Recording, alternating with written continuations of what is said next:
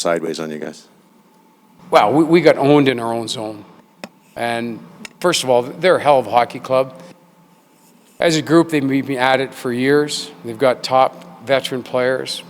They've dialed it up for the last little bit. They went through their adversity, and they've dialed it up since the break. I've seen that before from them, lots. And they owned us in our own zone. We struggled on one-on-ones. We struggled getting pucks out. And we paid dearly every time for it. So when we got free, we were fine. But they owned us in our own zone. They won the one-on-ones. They knocked us out of the box. They won the net front. They owned us. Ken, is it as easy as when your first 11 games, your guys were 8-2-1, and you didn't give up a lot of goals, and now you're 1 win in your last 6, and you've been giving up? Is it just the attention to detail defensively? I know you've talked about the injuries, but is it that simple that you're just not as good in your own zone that it's kind of been a major switch? No, we sag too easy.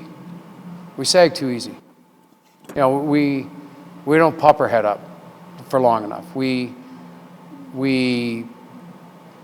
get outplayed, and emotionally we sag far too easy. And that's going to have to change. And that's the NHL. How hard you fight for each other and for how long, that's the NHL. The longer you fight, the more success you have. But when you stop fighting for each other and you sag, you get scored on or you get outplayed. And lately we've sagged way too easy, and it's hurt us a lot.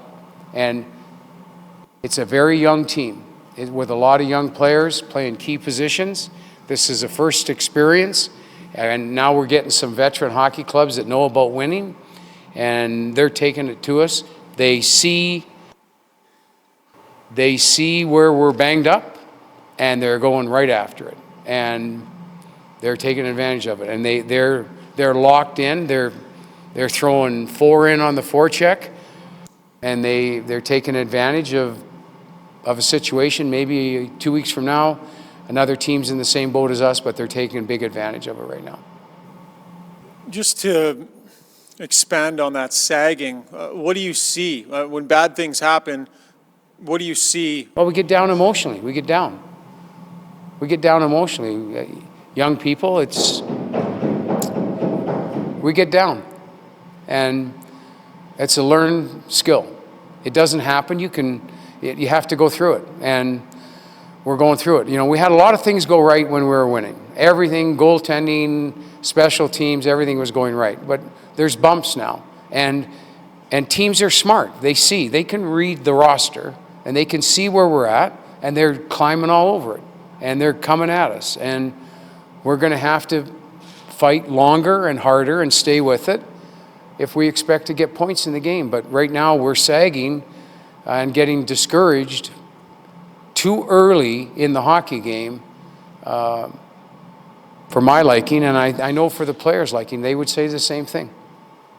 Ken, what do you think of Yamamoto's play? I liked him a lot, Jim. And I mean, the part I liked is that he's really good at making plays on the wall to get you out of trouble. And the thing I like about him the most is he understands the 3 lines on the ice and how important they are.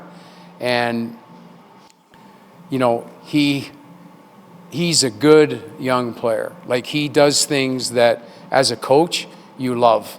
And that builds you good minutes in a hockey game. He does a lot of things that build us good minutes. I like him a lot.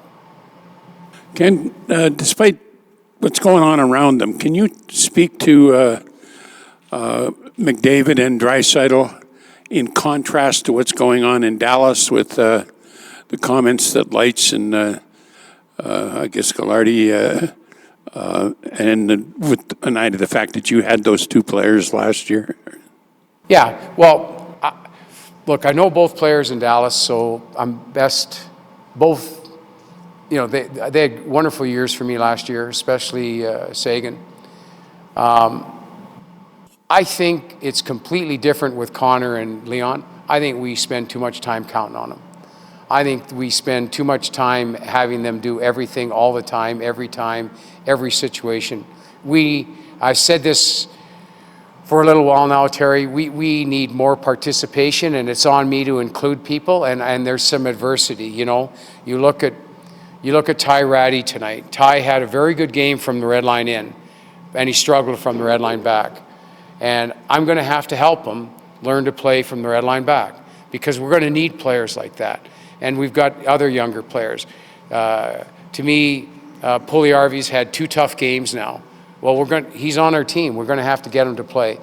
But Connor and Leon, it's completely different for me, because we play them so much and we count on them for everything. It's not going to be helpful to us if we go down that path. We're not going to come out on the end. A week from now or 2 weeks from now, all we're going to have is 2 exhausted hockey players who've got nothing left to give. And so that's something that we've got to make sure and guard on. So we've got to include more people if we can. How did you think Yamamoto fit in today? How did he fit? Yamamoto, how did he fit in today? He fit in great. I think he's a small guy that knows how to win one-on-ones. The thing for me is when you have that quick a stick and you can get yourself out of trouble, like I said, he's a guy for me, he's a really smart player, and he's going to help us down the line here.